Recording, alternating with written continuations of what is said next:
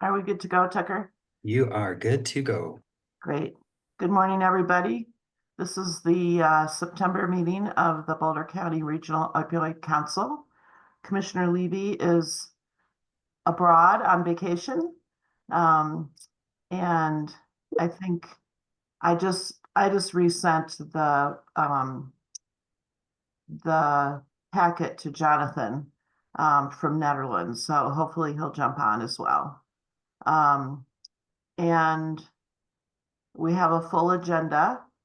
Our main item is to debrief the vote and process that we took for the direct funding, because I think there were some missteps for sure on our part, but also we just want to categorically say we're never going to vote by email again. So the intent of the debrief is to learn from the process, and make process improvements, and to make sure people understood what the decision was. And then you'll learn also how we're implementing the decision in the two categories. We have more details on scopes of work, which may inform us in terms of the process in the future. So I will turn it over to Kelly for the usual introduction of the agenda, and then to set the stage for our debrief. Absolutely. Thank you, Robin. All right. Whoops. Right. So welcome again, everyone, to our Boulder County Opioid Regional Council, September 20th. I am going to start with our meeting agenda, but first our virtual meeting guidelines. As a reminder, this is not a public hearing. There are members of the public who are welcome to attend and partake in the conversation or partake in listening to the conversation. We do ask that you keep your cameras off and your phones muted. If you have any burning questions or comments, you may enter them into the chat, but please be aware they're not going to be part of today's dialogue. So our agenda, we're going to start first with some updates from the Fentanyl Work Group and the Substance Use Advisory Group offered by Indira Gujral of Public Health, Boulder County Public Health. And then, as Robin mentioned, we're going to debrief the conversation around direct funding, focusing on what's happened to date, sort of a recap of our conversation, hear from you all what worked and what didn't in that process and decision making, and then also go into the scopes of work that we did obtain from both of the programs that would be receiving these direct funding awards. And then I'll close out with some next steps, just talking a little bit about the methodology we have in place for evaluating our incoming applications and that request for applications period being open until October 10th. So just going to outline for the council what our next steps are there as we move towards making our awards. So with that said, I will hand it over to Indira to talk more about the Fentanyl Work Group and the Substance Use Advisory Group. Great. Happy Friday, everyone. I'm Indira Gujral. I'm the Deputy Director for Public Health, and I've been with the county for about 10 years, and I use she, her pronouns. And I'm really glad that Kelly and Tucker invited me to come and present. I'm going to talk a little bit about the Substance Use Advisory Group and some of the history, and then I'm going to move to the Fentanyl Work Group. And they are two distinct different groups. I have to tell you, I have been really busy this week, so the slides are a little text heavy. So don't be scared. I'm not going to read from the slides, but I do think that if you do have questions, you might want to go back and take a look at those slides, and I'll make sure to share them with everyone as soon as we're done. Okay. Can you see? I haven't used... I don't know. Am I sharing? Okay. Oh, there it goes. Looks like it's coming. Yeah. Is it in full screen? Not quite. There you go. Perfect. Okay, great. Thank you.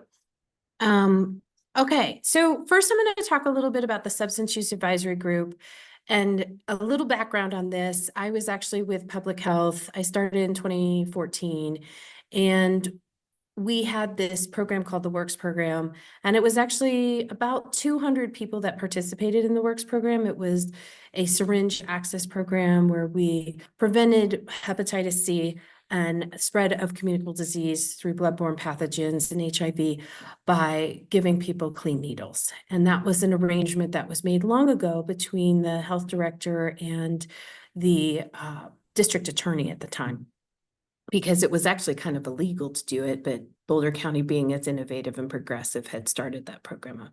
And I think we're going on over 30 years. We're the third oldest syringe access program in the country. So we had about 200 people that started in 2014. And then by 2016, those numbers started to double. And it just is the same as the rise that we saw with the national opioid epidemic. And so by 2016, we had about 850 participants in the program. So much so that we actually ran out of money. And because we only had a limited supply, and at the time, the state and the feds did not provide any funding for this work. So we had to actually go and do an emergency ask to the county commissioners and get some operating funds to help cover the cost of those supply needs. And I think we ran out of money by June of that year for our operating needs. And then the other thing that happened was we were starting to wonder what's happening with other partners. So we did a big landscape analysis, and we found out that there's all these other partners some were being impacted, like the district attorney's office and the jail and the sheriff's office and law enforcement, but some were not being impacted at the time, including the schools. And I believe Robin was actually part of a group that helped to support the formation of this group called what was formerly called the Opioid Advisory Group, and we changed it to the Substance Use Advisory Group. So this group got formed, and it is really about partnering to address misuse and prevent overdose. So basically keeping people alive.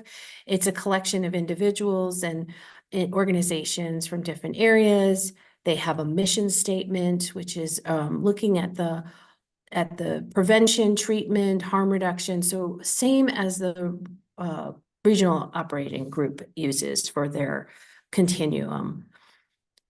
The people that attend come from every different organization. We have nonprofits, we have people from the government agencies, prevention, early intervention, harm reduction, mental health services.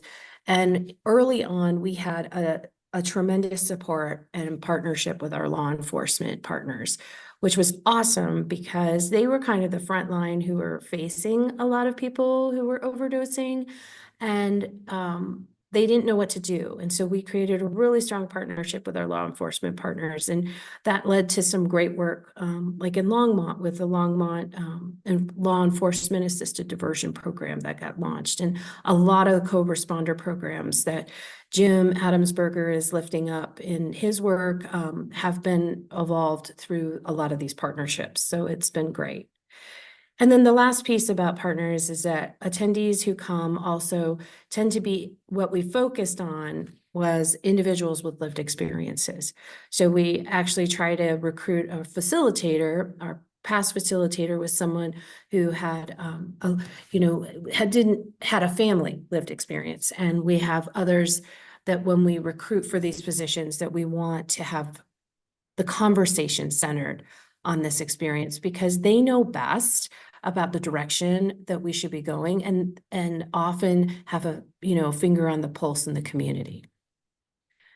The Substance Use Advisory Group won a National Association of Counties Award in, I believe, I didn't put the year because I can't remember. I want to say 2017 or 2018. They have a steady following of around 65 people each month that attend. And even during the pandemic, what we saw was actually that people really sought this out because it was such a stressful time. It became a place of comfort to be able to talk about these things that were happening and the experience everyone was happening. There's a steering committee that guides the work. What we have intentionally done is tried to reduce the power dynamics And so you won't see executive directors, you won't see myself. Even when we formed the SUAG, I was a division manager at the time. I did not serve on the steering committee because we wanted it to be really driven by the people that were doing the work, frontline staff, et cetera. It's led by a paid facilitator, but we have not had very stable funding for this facilitator. So we're always trying to hodgepodge and put people together. And I am very grateful for Jim and Community Services for taking the Opioid Data to Action grant during the pandemic, because we finally got funding to fund a position. And then we got hit with the pandemic and public health, and they were like, you can't, it was just too much. So Community Services was very gracious in taking that on and keeping that grant moving and keeping someone paid and hired to keep that work moving. So super grateful for that. They just recently did a survey on strategic direction. And so that will help to kind of, create a new identity. So I would say that this work is always evolving and that the priorities are always shifting. And so this work group will be working on that. And they're in the process of hiring a new facilitator. Okay, I'm going to keep going. We'll take questions at the end. So the second group that we formed is the Fentanyl Planning and Response Group. So basically, this was a conversation that happened at the Substance Use Advisory Group in December of 2021. Commander Goldberger, who is with the Sheriff's Office and head of the Drug Task Force, he was, I believe, a presenter for you all before. He was sharing about that they were starting to see some of the fentanyl in the community, and it was becoming very concerning because fentanyl tends to have it's strong, it's highly addictive. It can, the likelihood of death can increase. It's a higher risk than if you're using other opioids that may be coming from the pharmaceutical industry like that. So what we were starting to see is a shift basically in the landscape of drugs. And so at that conversation, we decided, okay, we should probably get together and start figuring out what's happening, because we were hearing this anecdotally about the drug supply, but we were also starting to see increased overdose deaths. And so we started to say, okay, it used to be that heroin and black tar heroin was the drug of choice. Turns out black tar heroin is actually fairly protective from death and overdose. And we weren't seeing that anymore. We were starting to see this rise in fentanyl like we were seeing nationally. And so we decided that we needed to start to address this. And so there was a group that came together. There are members we try to increase our membership from healthcare because we really need them as partners, but they are super busy. But we have the district attorney and the community services and the coroner's office and the drug task force. We have a county commissioner, Commissioner Loachman, who participates as well. We have Boulder County Public Health, the Sheriff's Office, the Medical Society, the school district, and then we have representatives from the two larger law enforcement agencies, Boulder PD, Longmont Public Safety, and then of course the Sheriff's Office. So we also have representation from Mental Health Partners, Denver Recovery Group, and the Office of Representative Joe Neguse actually participates. And what's nice about that is sometimes we can be like, Erica, we need Joe to work on this, right? So we can be a little bit more directive. And they've been really good with us with saying, hey, Joe's looking at this, Congressman Neguse is looking at this legislation. Can you review it? And people will review and give feedback, which is nice. And then, of course, the two school districts and the University of Colorado, and it's been a strong partnership. So we have a vision about being very inclusive, and we have been really working across, focused groups. And let me share a little bit more about that. So we use a term called priority populations.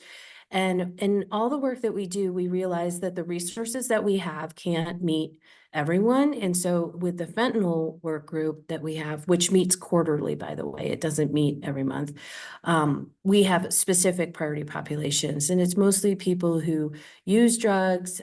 We've been focusing a lot in the youth sector and young adults. And we look at parents of youth and young adults. We also focus on the unhoused. We have a really strong relationship with the unhoused work and the community. criminally justice involved, pregnant and postpartum. And then we know that the Black, Indigenous, and people of color, along with the LGBTQ communities, have been disproportionately impacted by laws in the past. And so we keep an eye on those two community, larger groups, so that when we prioritize work, we're making sure to be as inclusive as possible in our work. And then obviously we do have individuals with language access challenges. And so we want to make sure that we're keeping an eye on them as well. So these are some of the accomplishments. The DA's office has done a really good job, along with public health in the legislative spaces. There were so many harm reduction bills that have come across the desk in the past couple of years that we've contributed to or led. The Commander Goldberger has done, and the sheriff's office has done a really good job of getting law enforcement onto the OD map system. And what that allows us to do is it allows the public health works program to go out into the community and deliver services where we're seeing a high number of overdoses. So that OD map is telling us where we're starting to see overdoses, both deaths, and if naloxone was administered.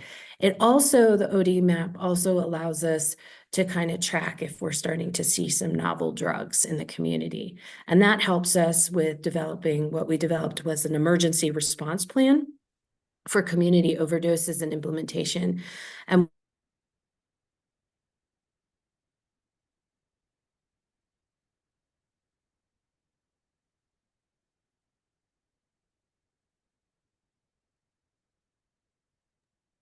Not just on my end.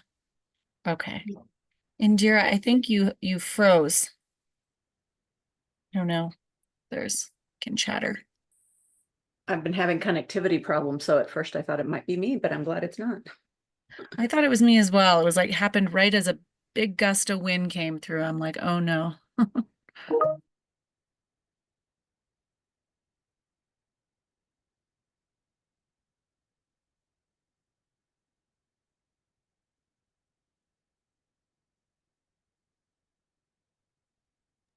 All right, well, it looks like we might have lost her, so give Indira a minute to hop back on. But while she's joining, just something I probably should have said in kind of introduction to Indira's updates is, the Substance Use Advisory Group and the Fentanyl Work Group are two really critical partners in what we do to keep a pulse of what's happening trend-wise. They're really kind of the experts, and their collective wisdom is something that we rely heavily on. And so our intention with doing these updates is today mostly to introduce you to the work of the groups, but hopefully to have these be an ongoing segment in the council conversation to just sort of raise our situational awareness and hear firsthand from folks that are more closely connected to the work and to what's happening in the region. So that'll give Indira another minute to hop on here.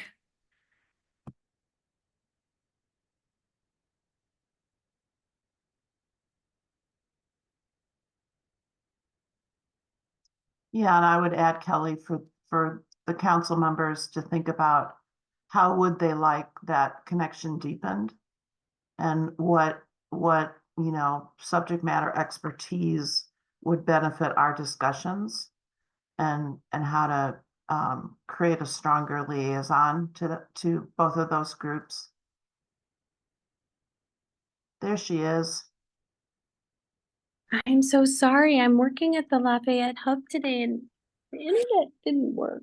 So I'm on my phone here. I don't know if you want me to just wrap up real quick and just talk a little bit. If that's okay, Robin, if I can just finish up with the Substance Use Advisory Group. With the fentanyl work group. Yeah, we'd love to hear the end, and then we'd love to hear your perspective, Indira, on ways our three groups can be more connected, and especially for the subject matter expertise that these two groups have to bring that data forward as we're making our funding decisions. Okay, that sounds great. I'm going to send this to you, Tucker, the slides. Let's see if the internet is still, I don't know. Let me know if you get it. We'll see if it works. That sounds good. I was just gonna share that the fentanyl quarterly group meetings have been, we just meet quarterly, but mostly what we're trying to do is kind of work in coordination with each other. So some of the accomplishments that I was going through include the legislation, the fact that we got the OD map launched, and we use that data to help drive where to put works resources. And also, I think Longmont Public Safety has now a harm reduction person that they fund, and that person, also does some support based on the OD map data. Then there's the emergency response plan is just dealing with all of the community overdoses. And that was really built out of like the xylazine, what we were starting to see with the introduction of these new drugs coming into the community. And so what would happen is either Commander Goldberger or our facilitator, who really had a finger on the pulse in the community, would notify us, and then we stand up a kind of a comms plan. And it's a strong comms plan that we do with the University of Colorado, because what we find is that the university likes to have the same messaging as us, just because then parents who have children there can see that it's not a CU problem, it's a problem across the whole community. And so it's just really nice to have that coordinated messaging. The Boulder County Boulder Community Hospital has been participating, and they have done some naloxone trainings for their healthcare workers. I think they've trained about 100 of their healthcare workers on naloxone. BVSD and St. Vrain have also trained their school nurses and their emergency response teams on naloxone administration, so that they're ready to go. And really, over the last 2 years, we've done a lot in the coordination of naloxone distribution. So that's when the naloxone was kind of free reign, and we could get from the bulk fund at the state, we could just order it. So we saw the Works program distributed in a year about 4,000 naloxone kits for participants of the Works program. So those are about 1,800 people or 2,000 people, plus then they go out and do walks among the unhoused in both Boulder and Longmont, and then also distribute there. And the University of Colorado in the fall semester issued about, they said 2,300 individual doses of naloxone kits were distributed. And they also distribute fentanyl test kits. So those get distributed at the same time. And then the Substance Use Advisory Group has a community connection component to it. And they have done some work in Boulder, Nederland, and Longmont, where they've distributed about 1,000 kits at different events. And then, of course, they're always training people. So the goals of the fentanyl group over this next couple of years are, one, to keep advancing the community naloxone training and distribution. And believe it or not, we're not for sure about this yet, but we think we might be seeing some shifts in the overdose trends, which might be more positive. And we might want to attribute that to all the naloxone that's out in the community. So it might be that people are still overdosing at the same rates, but they're not dying from overdose, which is great. But we have to wait for another 6 months till we have a better understanding of what that looks like. And we're working closely with the coroner's office. So the second goal that we have is around data collection and information exchange. So the OD map is only as good as the data that's collected, and it comes from law enforcement's their suspicion of drugs and things like that. So the true data that really kind of serves as our backbone data is the coroner's data, but it often is on a delay and it takes some time. Although I have seen the new coroner make some really great strides in getting that data out more frequently. So what we want to do is bring all of the different data people together, including, I think, Tucker, you were going to participate. I haven't set this up yet, but really exploring kind of building a larger data surveillance system so we can pull from different data sources. So for example, public health, we do syndromic surveillance, so we can tap into the hospitals and look at what is happening in the hospital emergency rooms should we see like a new drug enter into the system. And then the third goal is just to continue to support all the legislative work that we've been doing, so. And that's it. I put some contact information at the end, and if anybody has questions, I'm happy to answer them, and then we can get to Robin's questions.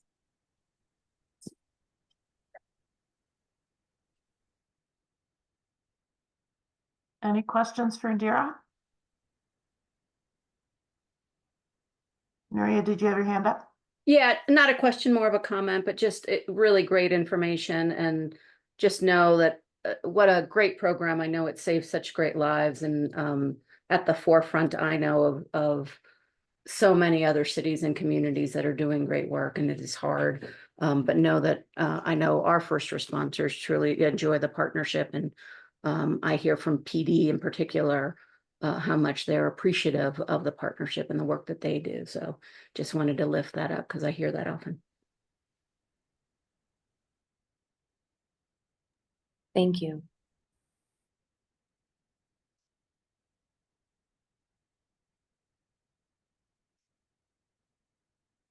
Anyone else?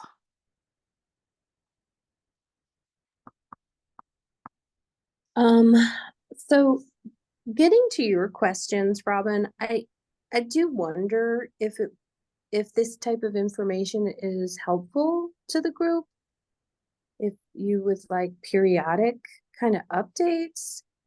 I'm just thinking about, you've got your programmatic work that's boots on the ground, people doing the day-to-day.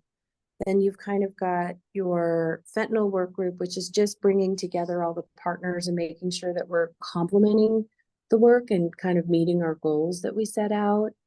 And then we've got the substance use advisory group, which is more that community touch point. So they're all a little bit different in their approaches, but I didn't know if it's helpful for you all as decision makers in this opioid space, if it would be good to get more regular information, or if you would like, I don't know, I'm just curious. Yeah, I think we do. We would like more information. I think none of us are, we have varying differences in expertise and knowledge.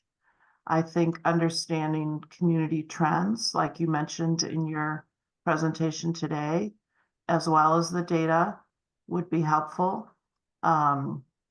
Or there's an emerging community issue that should be brought to our attention.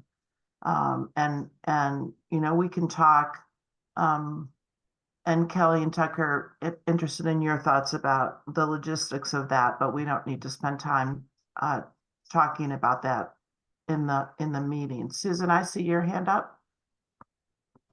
Yeah, I was just gonna share, just echo maybe what you're saying, Robin, is I think to your question before on how kind of Indira, your thoughts about how the three groups can connect and collaborate. I think that's a way to do it, is to have updates from the groups here, and that can help inform our work on this board as well. Yeah, I think, well, first of all, I think your operations group that is formed under the ROC is awesome, because you have all the key players that you need to help kind of figure out what the strategies are moving forward, or what they should be. So I think they bring the subject matter expertise in how to move this work forward. I think these other groups are complements to the information and the work. And I do think that probably regular updates would probably be good for you all, so that you have better situational awareness. The only gap that I see is treatment. I don't know if there's a treatment like group that meets similar to how the harm reduction and prevention work works. So that might be a gap where we might want to see if treatment providers are meeting regularly. I don't know if you all know that.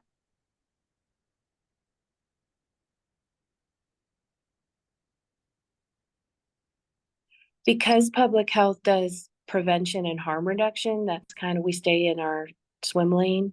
you know, so, but I do think, you know, that there's a lot going on in treatment and it's getting better, which is great. And so there might be opportunities to start pulling that group together. Yeah, that's a great suggestion. Harold, I see your hand. Yeah, I didn't see this group in connection into this, but I do think there needs to be a connection to the housing providers.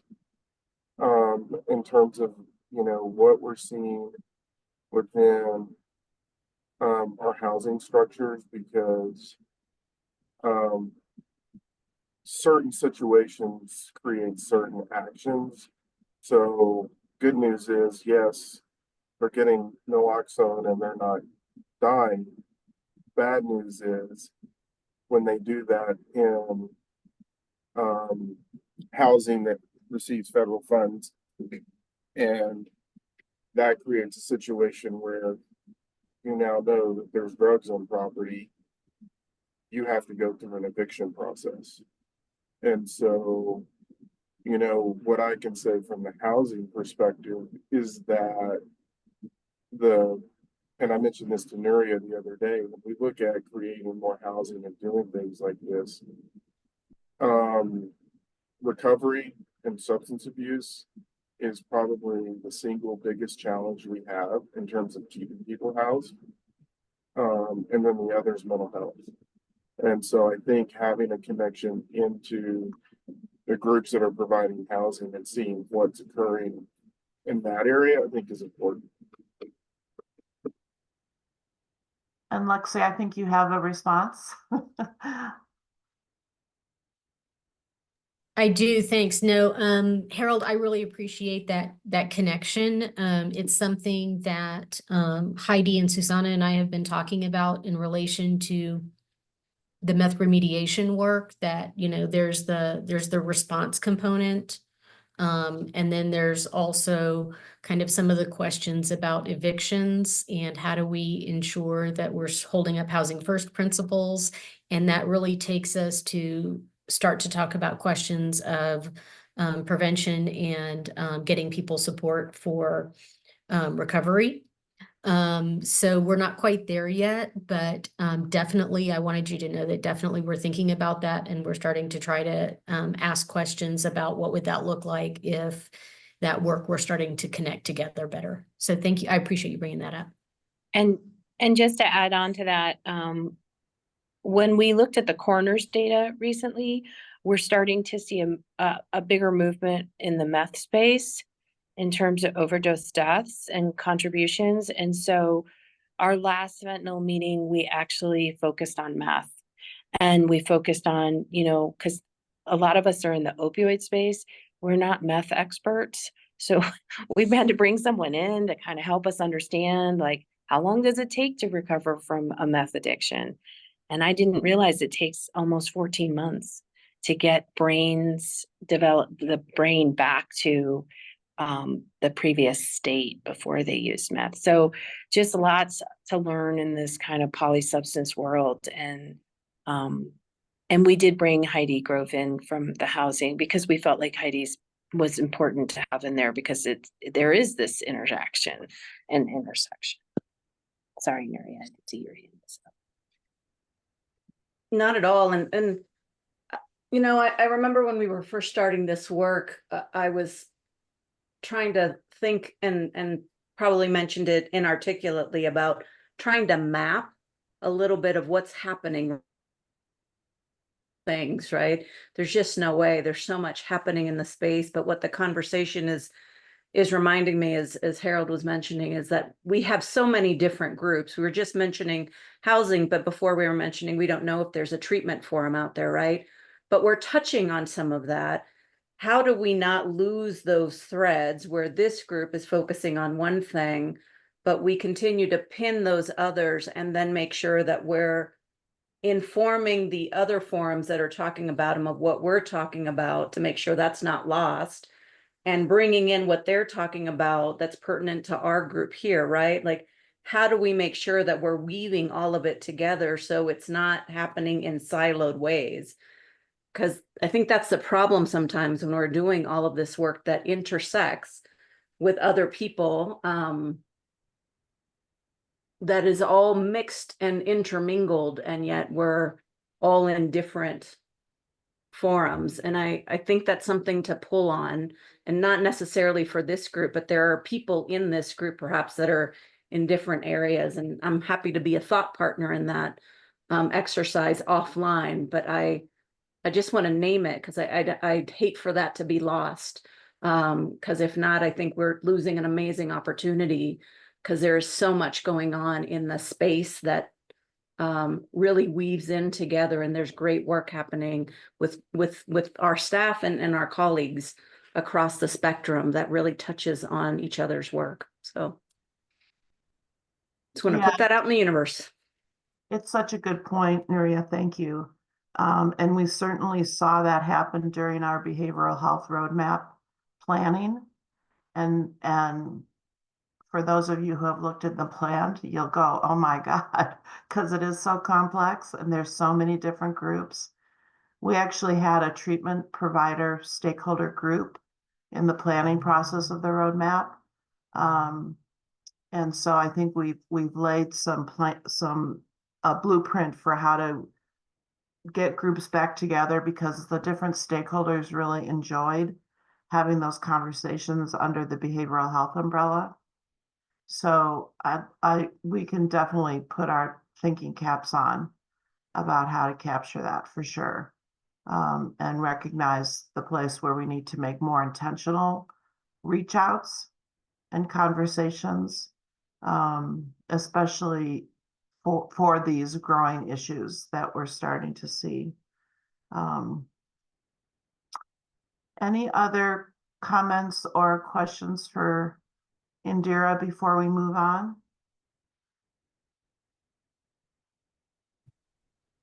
Indira, thank you so much. So helpful. And Thank you.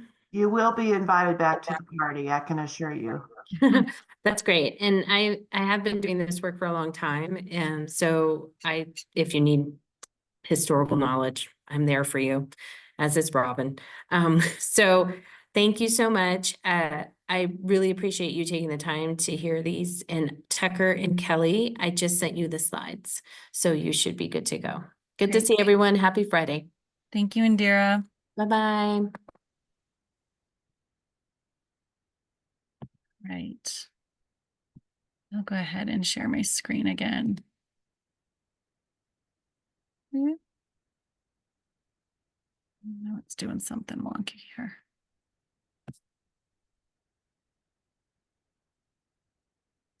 Everyone, gotta start back over here.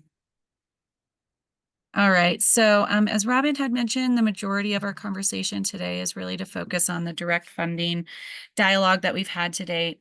And just want to note that, there has been some disjointedness to the conversation. It was carried out in a number of different council meetings. And then we had 2 council meetings that had last minute cancellation over the summer. And so we want to start with a healthy, generous recap of what the conversation entailed and sort of where we landed. So as a reminder, the direct funding conversation, our intention was to really see if the council had any areas of consensus around general principles or criteria whereby it might make sense to offer direct funding to specific programs or specific interventions where it might not be a great fit for them to go through a competitive process for various reasons. In council conversation, we heard a lot about the council wanting recipient agencies to be accountable for achieving really specific outcomes. We also heard that we wanted to instill sort of a expectation of self-sustainability or sustainability through other means. So making sure that programs who might receive a direct fund award are not continuing to count on that influx of funding. And then also the council voiced that they wanted to generally have flexibility to make timely pivots in any direct funding decisions based on any shifts in priority, any new data coming out, trends about specific needs that are changing over time. In August, we had a conversation about some of the kind of guardrails or limitations that we might put on direct funding awards that would kind of assuage some of these early concerns.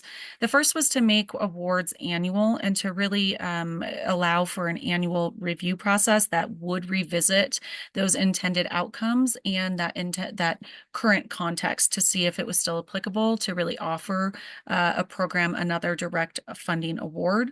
The council generally agreed with this recommendation, and so we did move forward with this assumption that direct funding awards would be annual.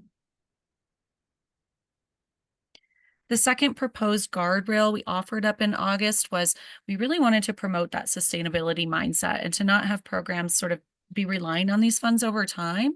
And so we proposed that perhaps we could do a decrease in the funds available for direct funding every year. The council generally agreed with the sustainability mindset, however, did not want to see a hard and fast sort of cap or reduction in available direct funds per year. And then the third sort of guardrail that we offered up was that, again, in that vein of sustainability mindset, that the council could choose to put limitations on how much of a direct fund might be used for personnel costs versus operational costs. Again, general agreement in the idea of a sustainability mindset. However, this is not the direction that the council wanted to take and saw this recommendation as too prescriptive and did not want to have any of the direct funds limit how much could be spent on personnel, but instead to just sort of fold all of this into that annual review process to make sure that expenses from the award were going where they should go, that we could look at those outcomes and make sure that the programs are actually achieving what we intended for them to achieve with these funds. So with all of that, additional feedback that we also heard throughout our conversation, we did hear that we wanted communities to be able to weigh in and be aware about these programs being implemented in their communities and have a chance to voice any community concerns. We also heard that just because a program is the only one executing a strategy today, that might not necessarily mean it is our highest priority. So while we are having this conversation of, maybe it makes sense to have a program not go through a competitive process if it's the only one that does the strategy. And while there was general buy-in on that concept, just a note to name that could change over year to year and really we wanted to make sure that everything is still in alignment with our top priorities. And then again, that council wanted that general flexibility and the annual review process, which I've already mentioned. So that brings us to our actual recommendation that went out in mid-August. We did recommend two strategies for direct funding. The first was jail medication assisted treatment, and the second was harm reduction supplies and distribution, training and distribution. The first award that we recommended was $220,000 to go to the jail medication assisted treatment program, really recognizing that this is the only program that is offering that service or that strategy that was in our slate of strategies approved by the council earlier this summer, which was to offer medication assisted treatment to folks who are incarcerated or involved in the criminal justice system. Harm reduction, supplies, modalities, trainings. We recommended $330,000 for the direct fund award. And I should mention that both of these totals were taken from what we knew were the sort of expenses to date to offer some of these interventions to folks in the jail or to offer, in the case of harm reduction supplies, this intervention to folks in the community. The total of the direct fund award recommendation was $550,000, which came to about 25% of our total fund pool for 2024. And it also left $1.7 million available for this competitive bid process that is currently open. And I'm moving kind of quickly through these, I'm realizing, just because it's recap, but feel free to raise a hand, tell me to slow down, whatever is needed. And then also wanted to point out what we did with some of that feedback that I just went back over. So the conversation around guardrails or parameters to make sure that we're really kind of controlling this or not controlling it, not being too prescriptive, but really kind of framing it in the way that we see fit. So we are making these awards annual. I've already noted, the process whereby that makes sense to kind of look at those outcomes, look at the applicability in the current context on an annual basis. We're incentivizing sustainability planning. We are working with programs to make sure that they know these will be up for an annual review process, and there are no guarantees of continuation of those funds on an ongoing basis.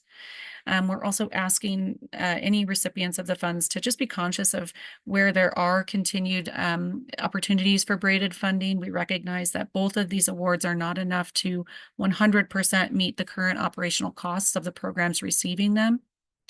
The third sort of baked in guardrail, so to speak, is that annual review process looking at outcomes and applicability. And then also the fourth is to ask recipients of the awards to submit a community engagement plan or some understanding of how they would be messaging or involving those impacted by their intervention or their strategy in their respective community. So as Robin mentioned, we don't ever want to do a vote by email again. So it was unfortunate that it kind of came down to the wire in terms of timing, and we just needed to move that decision along. So apologies for that, but we did get our final email vote completed on the 23rd.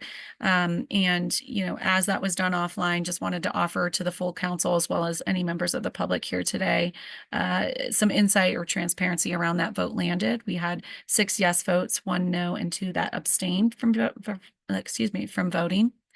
And so I'm going to turn it over to Robin to kind of facilitate some feedback conversation on kind of what worked in this process, what was wonky, what we could do better in the future. Thanks, Kelly. And we put some questions to prompt the discussion. We're interested in hearing your feedback. We had some email feedback after the vote was taken, but your feedback about what worked or didn't work in this policy decision that we made around direct funding.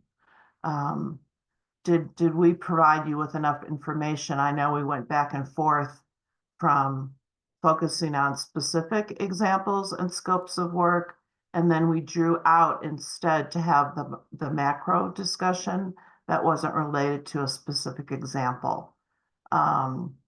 And so I know that was a little bit wonky as we all tried to get our heads around what would this mean and what would be the impact and maybe unintended consequences of this decision. And hopefully that feedback will lend itself to the last question, which is, as we're going to be moving forward, making more decisions, big picture decisions related on the strategic plan that the council approved, how can we improve on those decision-making processes in the future? So I'd like to just open it up to anyone who wants to begin the conversation. I would like to share that Commissioner Levy, I asked her for her input, knowing she wouldn't be at the meeting today. And she said basically what we've already heard is to keep in mind that contracts will still be reviewed annually and we can make adjustments as needs change.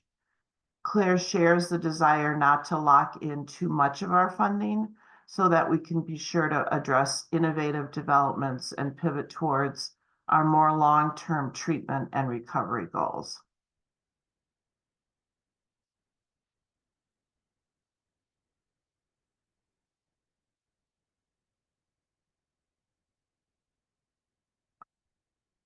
Neri, I see your hand up.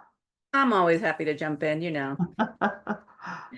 On the positive side, right? I generally don't think that voting by email works, but I appreciate it, right? Because I have to own that for our part, we had canceled and our council had some responsibility for that in the summer, and we have to own some of that, right?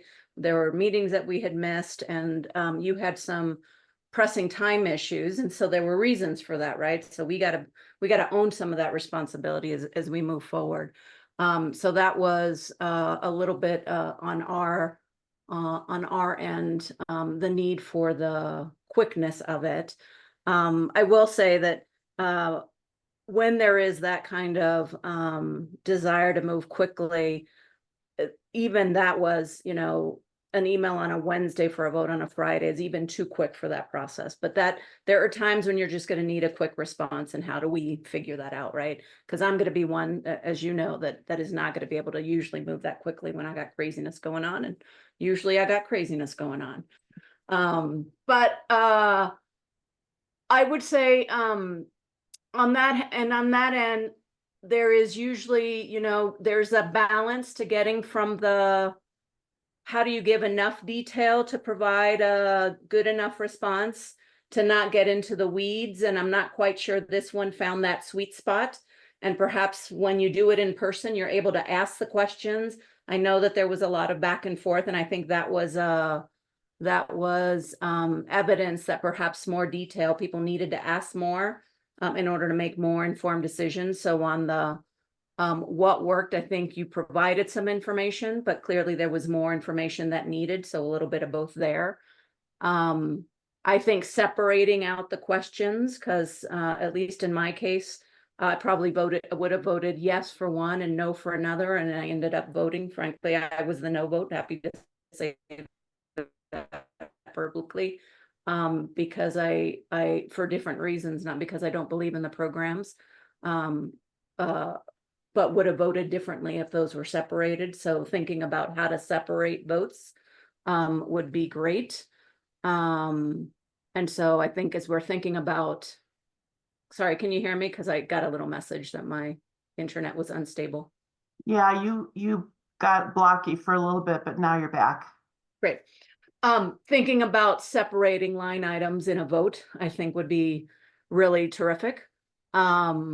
But I think in general, when the staff team presents us with information and we're able to have discussions, which is why I think being able to do it when we're all together is great. The team really does a great job of bringing us information so that we're able to have that discussion. And frankly, I would say it's on us to really make sure we're present so that we're not having to cancel meetings, and make sure that the council's able to move expeditiously. So I would say it's on us to make sure that we're not canceling these meetings in the future. Thank you for that, Maria. It's great feedback for staff as well as for the council. Other comments, reflections, answers to these prompts?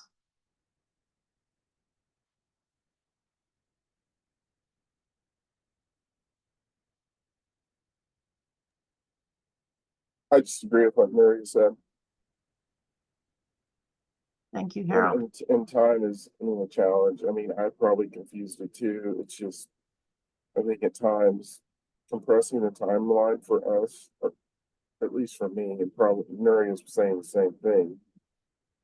We can't move through things that fast in a compressed timeline.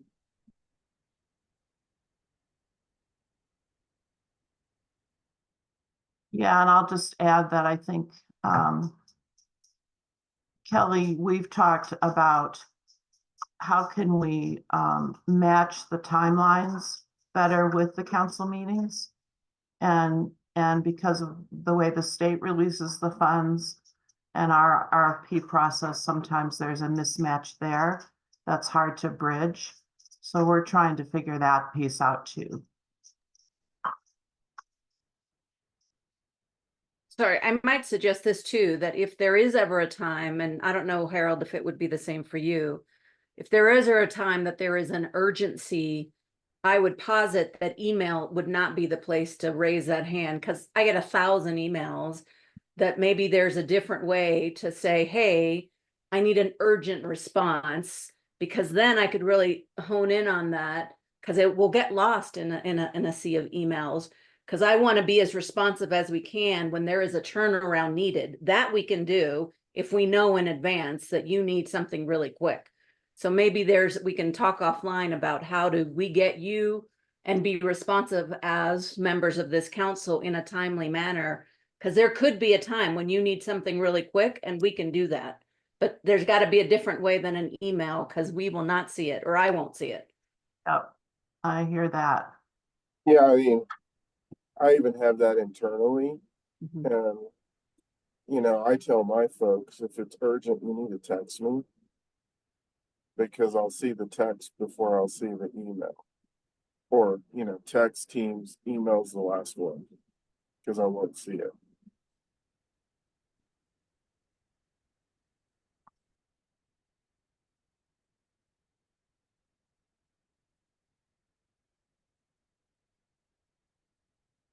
Other reflections or comments?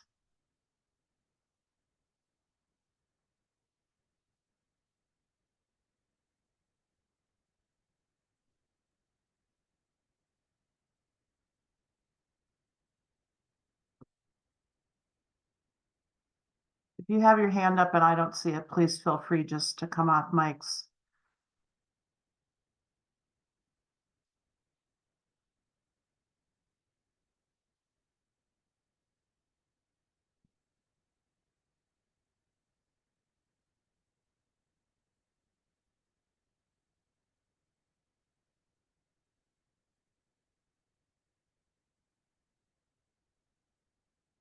Well, I'll just end by saying we as staff are committed to ensuring that you have the information that you need, but we also want your feedback and the discussion that guides the work to be brought forward. So that was our focus today, so that you could see how we heard your concerns and put in those guardrails as a result.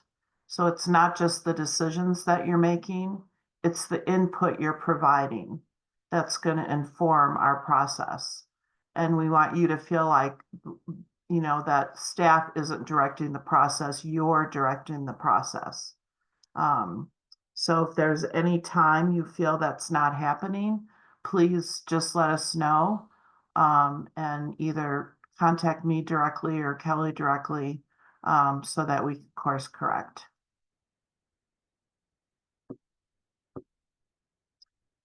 Okay, so we'll move on to the scopes of work that will be receiving the direct funding for 2024. Kelly, do you want to take that one on? Sure. Yeah. Yeah. And just to add to Robin's point about kind of figuring out the timeline so that we can have them kind of mesh better with our meeting cadence. Some simple things that we're trying to do right away is make sure that the council is aware if and when there is going to be a vote of any kind or like a hard decision that needs to be made in a council discussion. So that if a proxy is needed to be sent, that's possible. So just thinking through better ways to keep everybody informed at all times. Okay, so wrong direction. Moving into the two interventions that we did put out for that direct funding vote. The first is increasing availability of medication-assisted treatment for those who use opioids or individuals with opioid use disorder and any co-occurring substance use disorder, specifically for the justice involved or incarcerated population. And if you can recall these slides, these are the exact language that were taken from that slate of strategies that the council approved back in July. So this direct award again is $220,000. 110,000 of that is really primarily for the medications itself. This would be going to Boulder County Sheriff's Office for their JMAT program. And you can see the breakdown of the medication and supplies in those bulleted areas. But at this time, JMAT is averaging 60 inmates per month. This amount would cover 69 monthly injections in the jail setting. Kelly, your slide says 40 inmates. Is it 40 or 60? I'm sorry, I said 40 inmates, sorry, and then 69 monthly injections. Oh, I kind got of it. Thank went you. back and forth on those bullets. Sorry about that.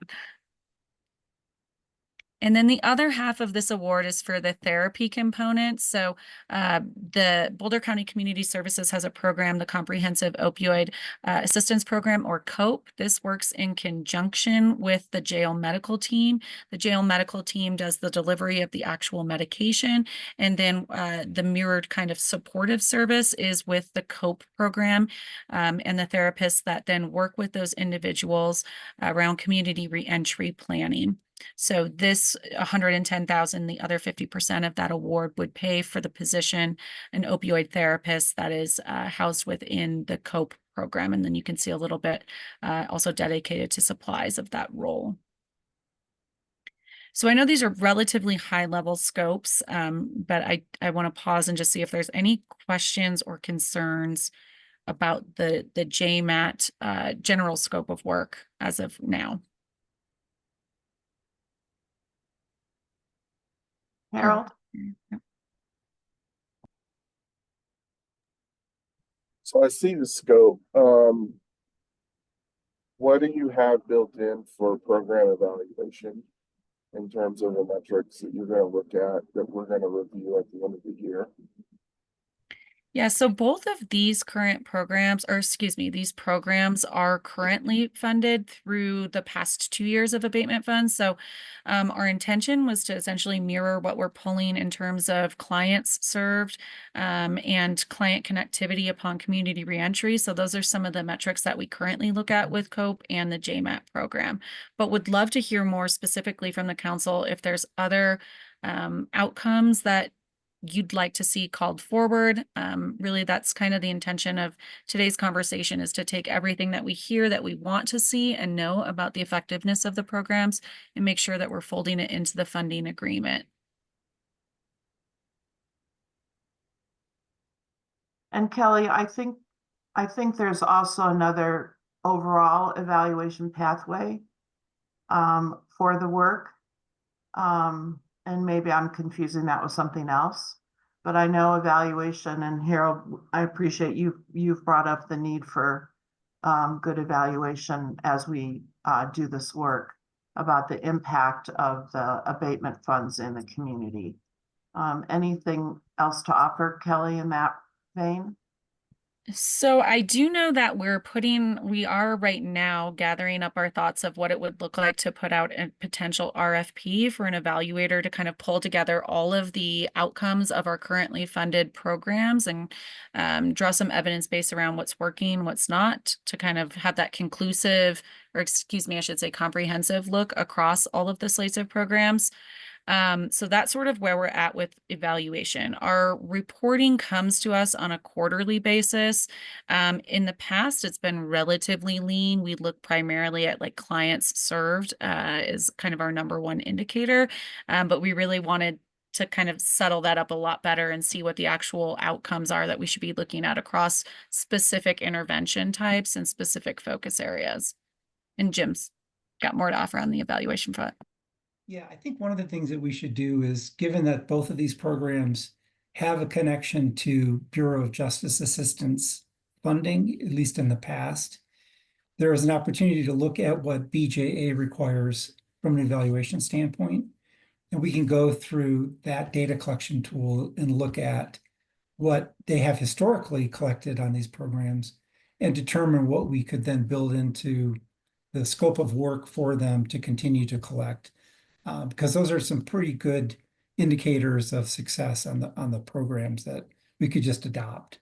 So I think that's a pretty easy way to move the evaluation work forward. I think some things that I would be interested in is, obviously our desire is to achieve 100% success. That's what we're shooting for, but then realistically, that it's tough in this world to achieve 100% success. I think it's the information behind that would be good to start understanding is, when you don't have it, what were the conditions that existed that made it more difficult for them to be successful? Because I think that starts framing out other things that we're doing. So we clearly know that, and you're gonna hear me say this a lot, this connection to housing. We clearly know that housing is a big part of that.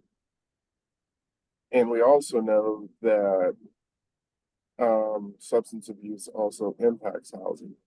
And so if in the data collection, we really understood from those individuals that aren't successful, what were the impediments that prevented them or from ultimately being successful? Because I think that starts giving us a sense of the broader world and what we need to think about. So if I'm hearing you correctly, Harold, in this specific case, it might be tracking those who were receiving JMAT in the jail and then moving towards reentry. How did they successfully reenter? And if they weren't able to get housing, if that was the barrier that then caused them to get off of recovery. Well, and then even track them after, if you can, because, you know, personally, what we've seen for folks that have gone in through our Angel Initiative and things like that, what we found is we've had people be successful for a period of time, and then something happens. And, you know, in a lot of cases, when the event occurs, we can see different things that are starting to trigger the relapse. And in many cases, it's an event will occur and they will begin interacting with the individuals that they were interacting with prior to going through treatment, and hear your cycle again. And so I think it's really about following people to the best of your ability to see what works, what doesn't work. And for those that were successful, why were they successful? What was it that helped them? Because that's going to inform long-term strategies and I think make us think about other issues. Yeah, that might be complicated following people long-term unless they're in another part of our system, right? But I think it's a really good point. And CJ, I see your hand up. Well, and along that line, I think the one thing we can track is, did they come back? If they started treatment services in the jail setting, did they come back, and how quickly did they come back? Because one of our biggest challenges is we're required by law to provide MAT in the jail. And we have to screen everyone coming into the jail on whether or not they need MAT services. And if they engage with us, we might have them in jail for 2 days, 2 weeks, 2 months, 2 years. And the 2-day person isn't going to have a beneficial outcome. The 2-week person might have enough time to engage and move outside the facility to a good outcome.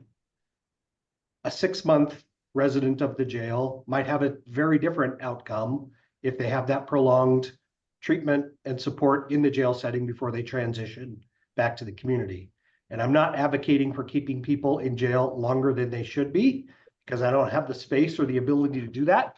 But there may be people that we can tailor the work in the jail to that would have a better outcome outside the jail if they were with us a little longer to get the services they need in the jail. So looking at recidivism, length of time of treatment in the jail, their connection to services in the community and their willingness to participate in that, and then what their longer term housing and other outcomes can be. And ultimately, did they come back? That's where my head is at with all of that. Yeah, thank you for that perspective. Nuria? Yeah, I was going to jump in and say similar to that the recidivism rate, I think, is an important metric that certainly CJ can probably do, and particularly recidivism rate related to whether it's something that has to do with substance abuse related crime. And I don't know, CJ, if you have a relationship with I assume with the coroner, but I know Minneapolis, I believe it's Minneapolis that has a program where they can track post-release overdose incidents. And if there's a way to look at that for clients that have been part of the program. That may be another metric to look at.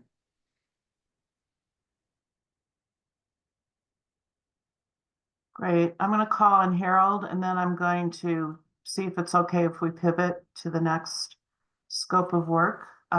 Harold? Well, after hearing this, maybe what struck me is what's the handoff that occurs? So for example, if somebody is released from jail and they're in Longmont, what's the process of connecting them to our core team? Because our core team can then step in, and then internally we're working on, well, what's the handoff from the core team to senior services, our clinicians, and this other group that we have doing the same work, to kind of close those gaps. And it may just be that there's another thing that has to come upon release that then makes the data collection easier. Yeah, I know Focus Reentry is heavily involved in this work, and is a partner in this work. So I think we could learn more about exactly what you're asking, Harold, and how then they do handoffs from their role. They're the bridge for transitioning out of the jail and reentering the community.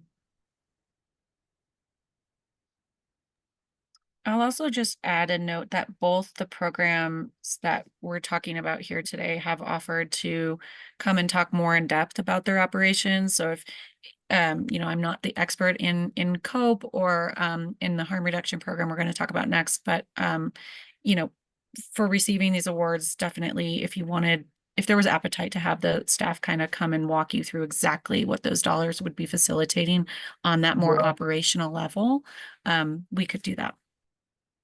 Thank you.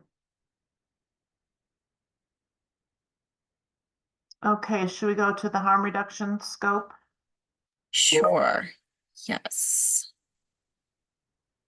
Okay, so in terms of the harm reduction strategies that we were talking about in the direct funding conversation, I won't read through them all for the sake of time here, but suffice to say they mostly covered harm reduction supplies, distribution, and training around those supplies. So things like syringe exchange, fentanyl strips, increasing access through innovative means or more dispersed throughout the region, et cetera.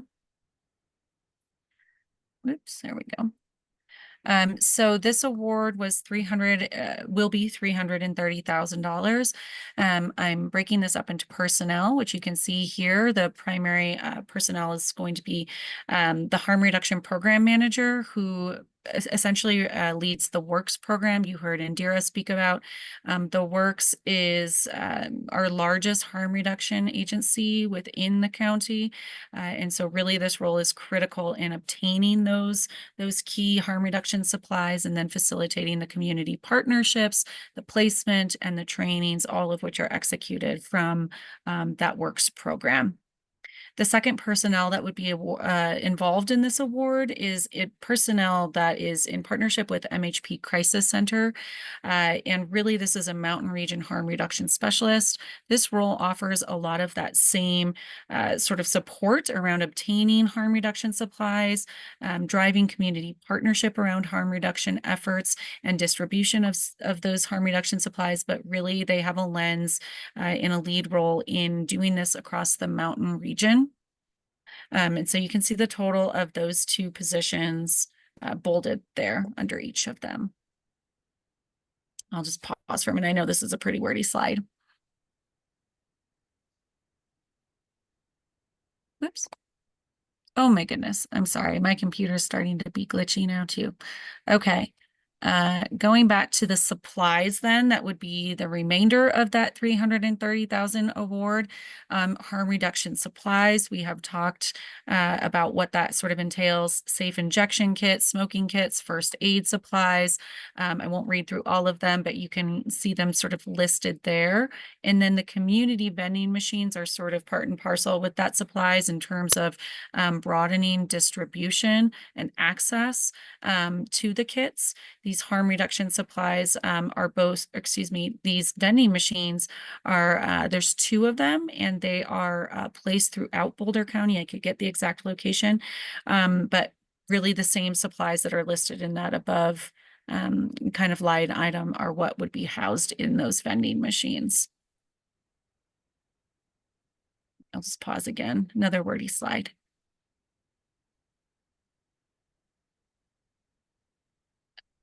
So I'm also going to call forward a conversation on naloxone distribution, but I'll pause first and see if there's any questions about the harm reduction scope of work that was just presented, the 2 positions or the supplies or the distribution via the vending machines and the expense there.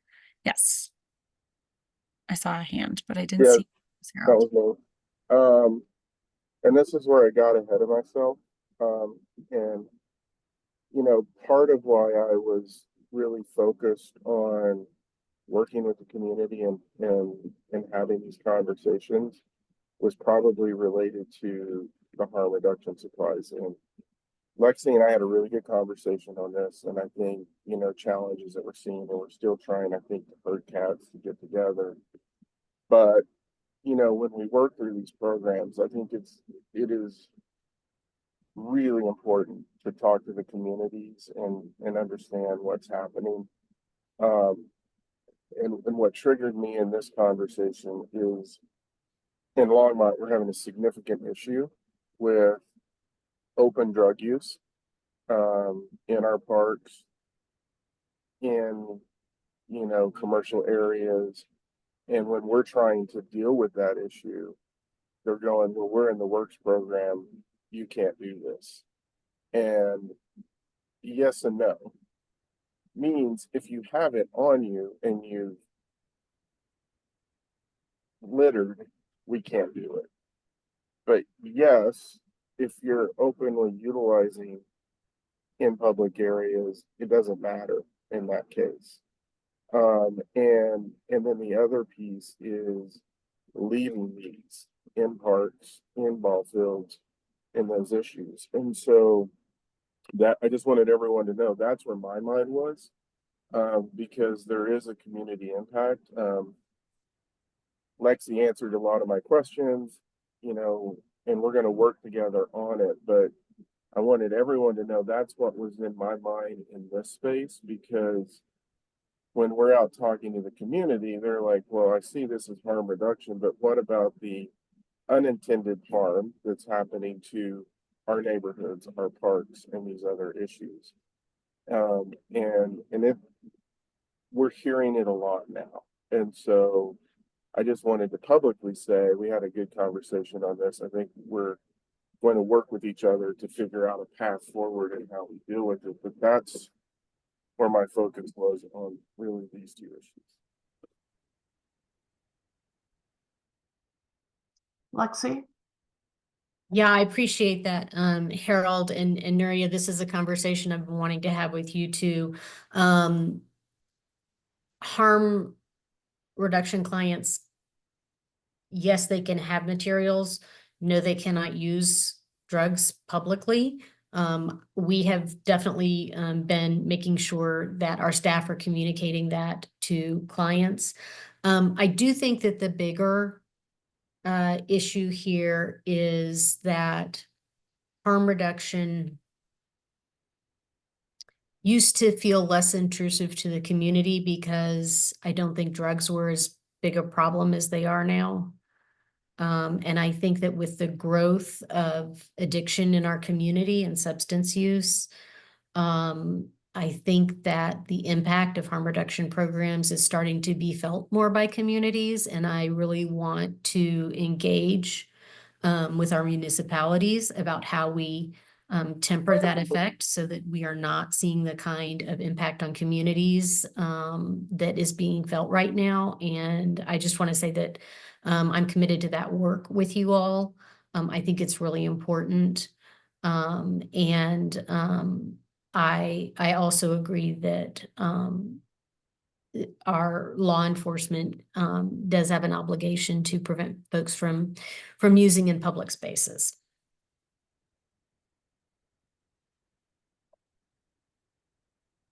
Thank you for that, Lexi.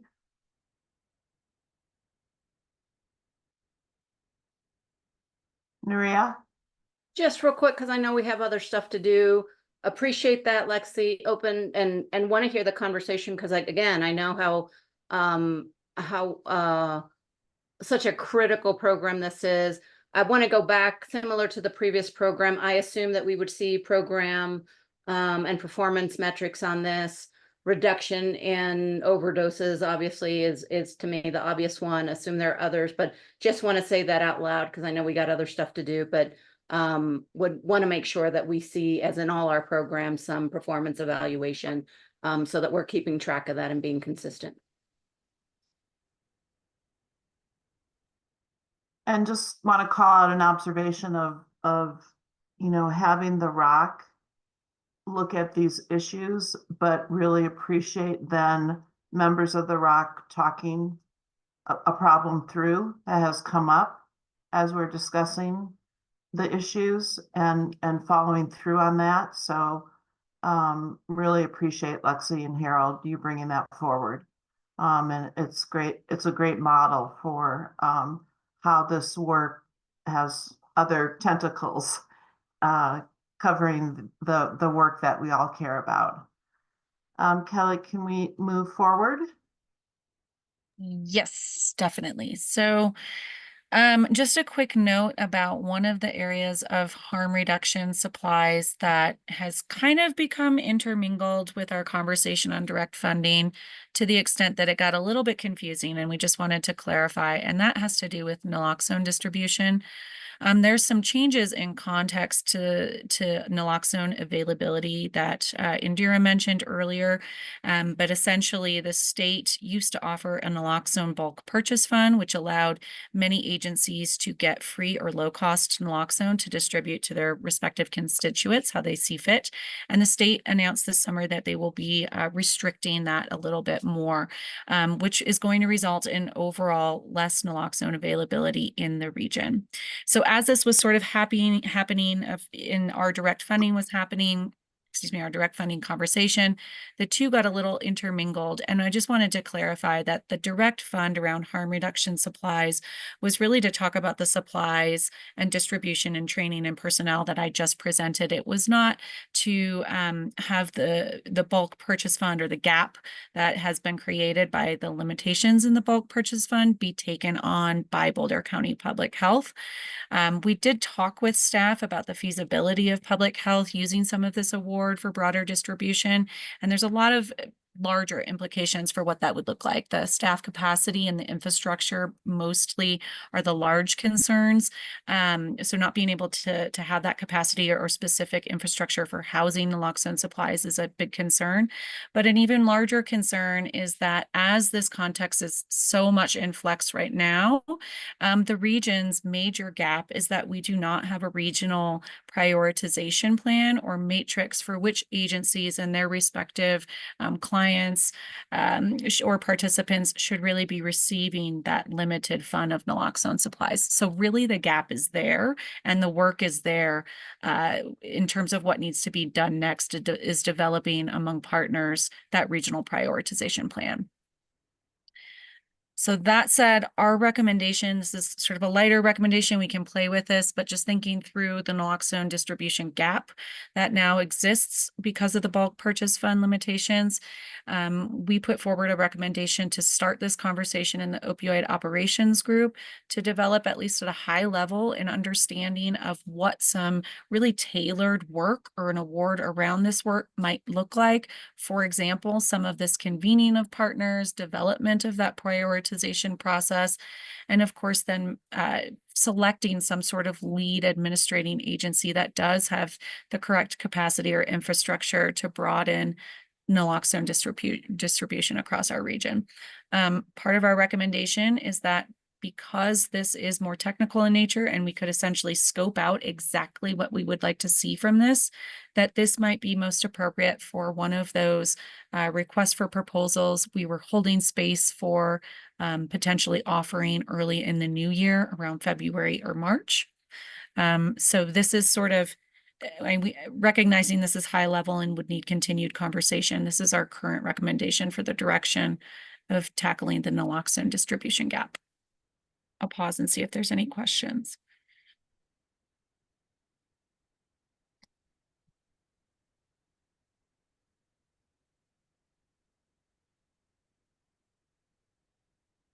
Okay. And again, we'll continue to play with this and keep the council looped in on any developments. Just wanted to make clear that that distinction between the harm reduction supplies receiving the direct award and the other conversation around the naloxone distribution. So really quick, just going to close up with some next steps, give you all an understanding of what will be happening as our our application period closes. As a reminder, the application was open August 15th. It will close October 10th. We are awarding across all of our 4 focus areas, as well as the respective 16 strategies that are housed within those focus areas. You can see our evaluation criteria listed there. Culturally responsive and commitment to racial equity comes forward throughout our questions in the application.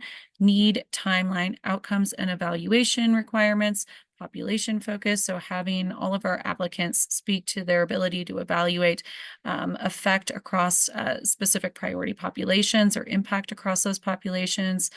And then the funding request, is it appropriate to achieve the activities that they are applying for? Our evaluation process right now, we are pulling together a pretty robust evaluation committee. We're also doing our best to figure out all the little innards of potential conflict of interest, making sure that reviewers are not able to evaluate any applications from their organization, from their city, their department, or of course, if it is their own direct program or application. Each application will have 2 reviewers in addition to program staff. There are 3 of us, myself, Tucker, and Jordan Buggert, who will be reviewing all of the applications. And then our awards will be made or announced by early November. So we did just want to get this kind of process in front of the council, recognizing that awards will be announced prior to that November meeting with the council. And this is not going to read through it, but just to show you the breadth of agencies and individuals and expertise that we are currently outreaching for participation on that evaluation committee. So our first meeting of the committee will be on October 3rd. Then we have 2 additional evaluation meetings throughout October. Any questions on the evaluation process or award timeline?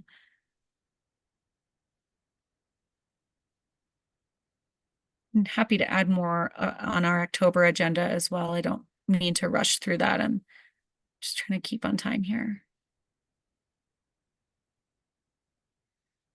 Okay, so last minute here, just wanted to get you pumped and excited about a really great October meeting that we're pulling together for you, which is to focus on where we've been and where we're headed. So the state recently launched an expenditure dashboard for all of the regions to really look at in depth where they've spent their funds so far, the types of programming, intervention, approved focus areas or funding areas. So you can start to see in many different visualizations where our dollars and cents have gone to date. So we'll be talking about that, and then where we're headed. Tucker and I are gonna sort of forecast out what you all need to know in terms of what dollars we can anticipate in the coming years, and sort of show you how those dollars will start to decline, sort of also show you our baseline of spending to date so that we can understand some broader implications about set aside funding, whether that be directed funding in the future or funding for contingency plans, which has also been kicked around in this space. So that will be kind of our focus for October, and then any additional conversation or questions you have around the award process before we make awards in November. I'm 1 minute over. Okay, sorry. Any questions? Yes. Quick point of clarification, Kelly. Thank you for that. The reviewers, they're going to make a recommendation to us and we vote, or they're making the decisions? So the reviewers and staff are making a collective decision. So that's currently how our process is laid out. November conversation with the council was going to be to present the awards and the programs that were receiving the awards.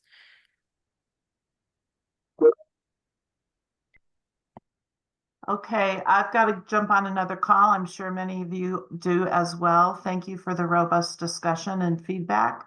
Really appreciate you and your time, and have a good weekend. Thank you all. Everyone, take care.